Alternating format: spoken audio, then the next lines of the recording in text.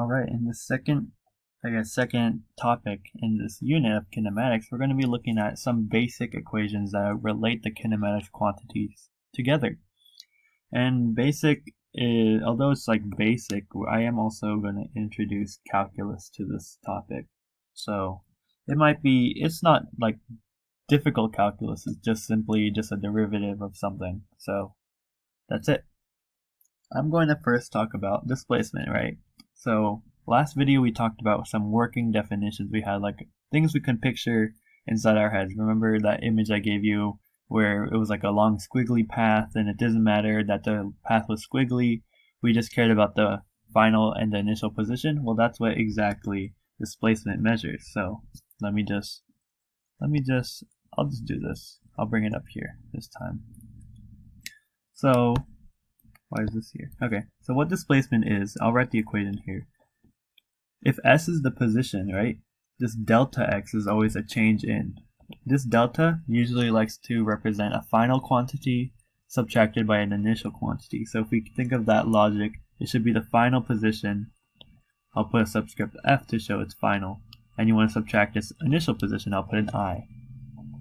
Sometimes in books, or wherever you find online, they might write it as S2 minus S1, right, where 1 is just a position that happened earlier than 2, right, final minus initial. You might also see it like this, S minus S naught. But the key takeaway is just a final position, right, I'll write it in words, which is just a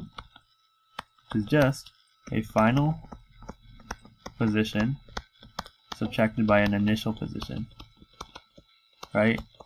So if I started at s equals 3 meters and I moved all the way to s equals -2 meters, my displacement has to be the final, which is -2. -2 minus the initial, which is 3. So -2 minus 3 is -5. So that's my displacement, -5 meters. So now the next definition we want to look at is something called velocity, right? We saw velocity last time, but this time we're going to look at a specific type of velocity, average velocity. Average velocity, if you want to think of it as your displacement is changing as time passes, right? And we say average for a specific reason because the time interval is not exactly at one time, it's over a time interval, right? So the equation, the way I would write it, is V average is equal to the displacement, the change in x, over the change in time. In other words, you can write it as, here, let me use s instead, actually. S. In other words, you can think of it as the final position minus the initial position, the final time where this position is tracked, right? And then the initial position, what time that is at the initial position. Usually it's 0, so sometimes I'll write it quickly as this. Oops, why is it sometimes dot?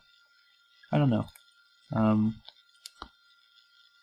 Let me just, there we go. Nope. S.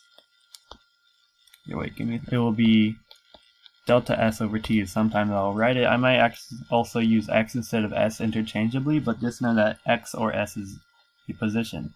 So average velocity is this as time passes, whatever time is. Usually it's like, can be like 3 seconds passes, 5 seconds passes. So like, for example, if I am changing my position from here to here, so this is my position, let's say this is 5 meters away from our reference point, and this is 1 meter. Let's say this movement happens in 4 seconds, right? This 4 seconds is what time passes, right? My average velocity, or my V average, is equal to my final position minus initial position divided by how much time that happened between them, which is equal to 4 over 4 meters per second, which is equal to 1 meter per second. So I'm moving at 1 meter per second on average, right? On average over the whole period. It's not specifically at one point, it's just on average. To change from average velocity to velocity, we need to introduce calculus. So average velocity to velocity, it's called instantaneous. velocity. I might also refer to it as just velocity, right? I'll make the distinction between average velocity and an instantaneous velocity. So I'll always say average velocity, not velocity, to represent it. But instantaneous velocity, I might use velocity instead, because that's technically the definition. So this is known as velocity. What I want to do here is find the average, what happens when I take the average velocity and make it such that the time interval gets smaller and smaller and smaller. That basically you have it at a single time that I want, right? A specific time. And that is basically where we have to introduce some calculus to it, right? What I'll say is the definition here, let me just write it here. The velocity is equal to the limit as the time interval goes to 0 of this function, or kind of like this function if you want to think of it. If I want to do it just like simply, is just the derivative of the position with respect to time. Alright, so let's get a quick example. So let's say my position is expressed as a function of time, and it's 20 t. So that means at time 0, I'm at 0 meters in my location. At time 3, I'm at 60 meters in my location, right? Not too difficult to think about. But I want to find what my speed is, or not my speed, my velocity at, let's say, time equals 3. What is it at time equals 3, right? We know, so let me go back a little. We know that the velocity is the derivative of the position function. Whatever the position function is, and we found it's right here, right? So you just take the derivative with respect to time, and we're left with 20. So that means my velocity at, let's say, 3 seconds is 20 meters per second, right? Not too crazy to think about, and the function can be anything you want, like the position can be anything, right? Just know that if you take the derivative, the time derivative is what people like to call it, you get the velocity. So now we want to relate. I remember talking about speed and velocity with the speed limit signs and the velocity limit signs, I guess, if that's what you want to call it. Speed is just the absolute value of velocity. So if you want to think of it like this, if you want to think of it like this, if you want to think of it like this, they're all the same. I mean, but this one is the average speed, right? And then this one's the instantaneous. But the key takeaway here is by taking the absolute value, we just simply get a magnitude or a size, right? That's what absolute value actually is. What is the size of that number? What is the magnitude of it? And then the final one I want to talk about is acceleration, right? Kind of like velocity, it has both an average and an instantaneous. And then we'll see how they are kind of very similar to each other.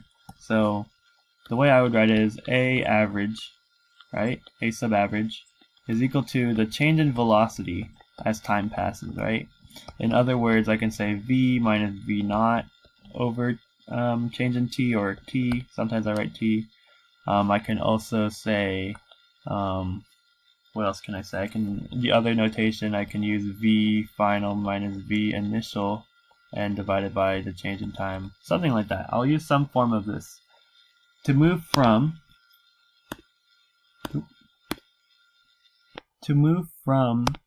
average to instantaneous, and I'm just going to put acceleration. We need to take that limit as the time goes to 0, right? So I'm introducing calculus again. As the delta t approaches 0 of this, which is equal to dv divided by dt, or if you want to think of it as the second derivative with respect to time of the position function. If you want to think of it like that, And this is what exactly acceleration, right? I'll usually say no subscript for like instantaneous things, and same thing here. I might refer it as just acceleration. And then last thing here, if you don't really understand the concept of acceleration intuitively, I would recommend looking at the previous video where I go through an example of what acceleration, my interpretation of acceleration is, thinking of it not as meters per second squared, but rather how much does meters per second over second, so how much is the velocity changing every second. So that's basically the ones that I want to look at, how they're all related to each other, so you can see the summary.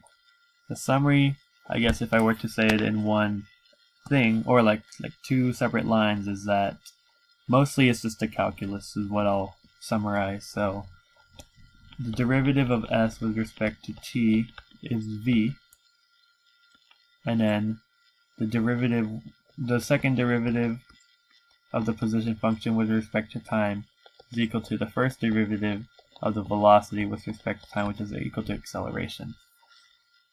And then also, I guess, if we really want to, a delta just means the final minus the initial, right? No matter what.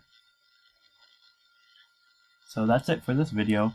I think next one we're going to be looking at some more, like building our grasp on kinematics and these quantities a little bit more through other means.